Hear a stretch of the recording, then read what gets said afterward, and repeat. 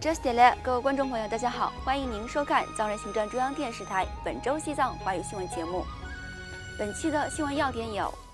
阿鲁纳尔恰尔邦门巴信众为达赖喇嘛尊者举办长寿法会；达赖喇嘛尊者接见菲律宾拉蒙麦格赛赛奖基金会董事会成员；藏人行政中央与爱沙尼亚国会代表团共同庆祝第64个西藏民主日；西藏精神弘扬文化与慈悲西藏文化节在新德里成功举办。美国驻印度大使在西藏文化节上重申对西藏价值观的支持。驻日本代表次汪加布圆满结束对韩国的访问。西藏政策研究中心与拉曼亚大学国家安全研究中心签署谅解备忘录。下面请看详细内容。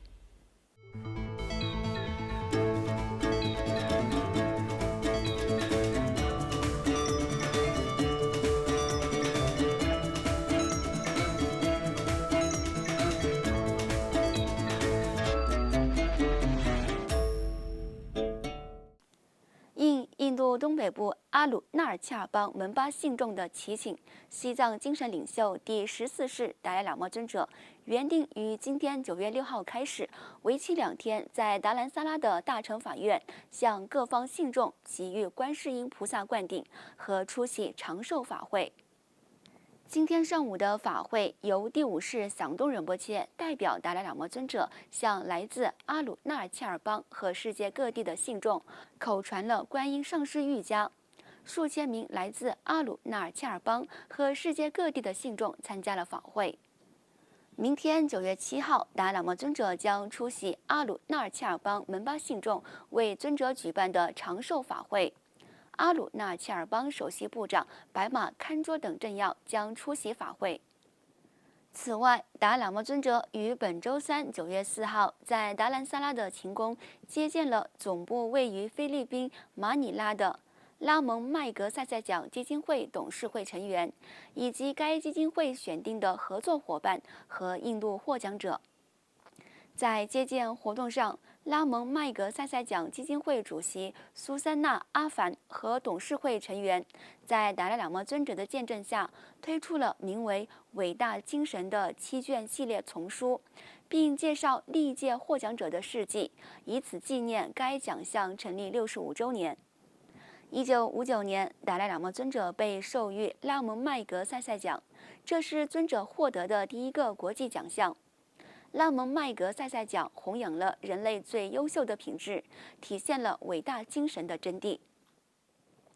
另外，藏人行政中央于本周一9月2号上午，在印度北部达兰萨拉的大乘法院隆重庆祝了第64个西藏民主日。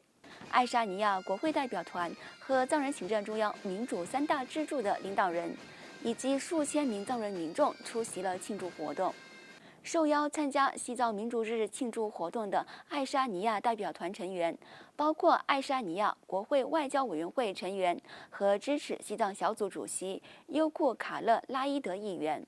爱沙尼亚国会社会事务委员会成员卡门乔勒议员和爱沙尼亚国会外交委员会成员艾斯特卡鲁斯议员，以及爱沙尼亚国会支持西藏小组协调员罗伊史泰德和爱沙尼亚邮报的记者阿尔内塞佩尔。司政边巴次仁和议长康波索南丹培分别宣读了嘎夏和西藏人民议会的声明，着重强调了达赖喇嘛尊者在促进世界各宗教间的和谐与稳定，以及开创和推动流亡藏人社区民主政体发展方面所做出的伟大贡献。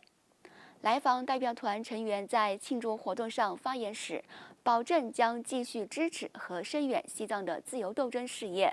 同时严厉谴责了中国政府对西藏人民无休止的残暴统治。随后，藏人行政中央最高法院助理法官丹增棱多向获得甘丹颇章优异奖的学生颁发了奖章和证书。同样，司政边巴次仁向4名服务年满25年的藏人行政中央公务员颁发了表彰奖，而议长堪波索南丹培向16名藏人博士生颁发了荣誉奖章。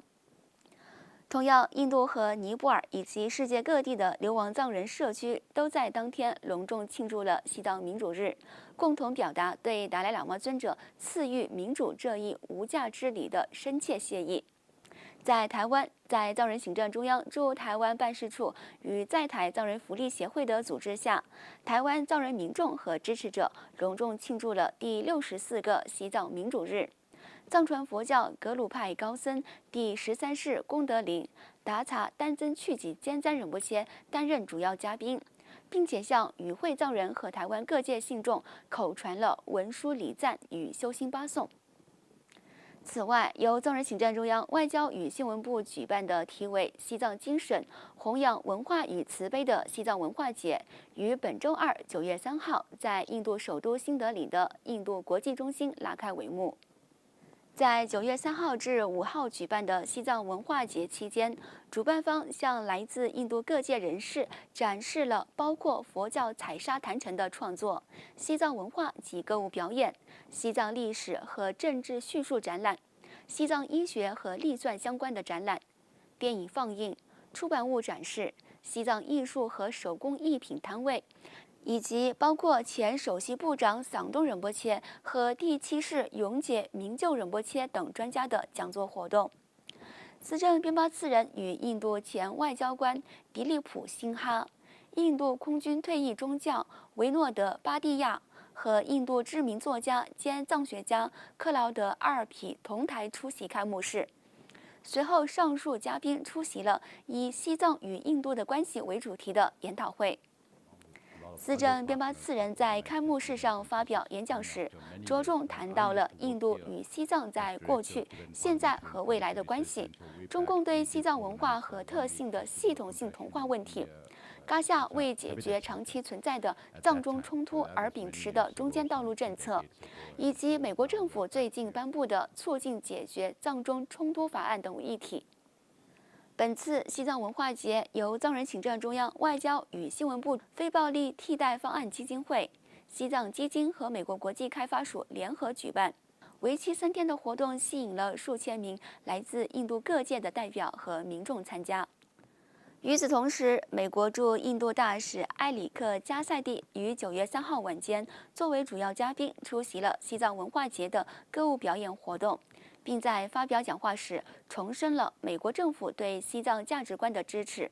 埃里克·加塞蒂大使在活动上发表演讲时，着重强调了美国对西藏的大力支持，并指出这种支持不仅限于文化传承，还承认西藏文化所体现的核心价值观，如和平、慈悲和文化保护。他还重申了美国反对中国政府抹杀西藏的传统语言和文化的决心，并表示将与西藏人民团结一致，确保西藏的传统语言和文化的存续。此外，加塞蒂大使还赞扬了达赖喇嘛尊者的慈悲领导，并称赞达赖喇嘛尊者为奉献精神的灯塔和全球的灵感源泉。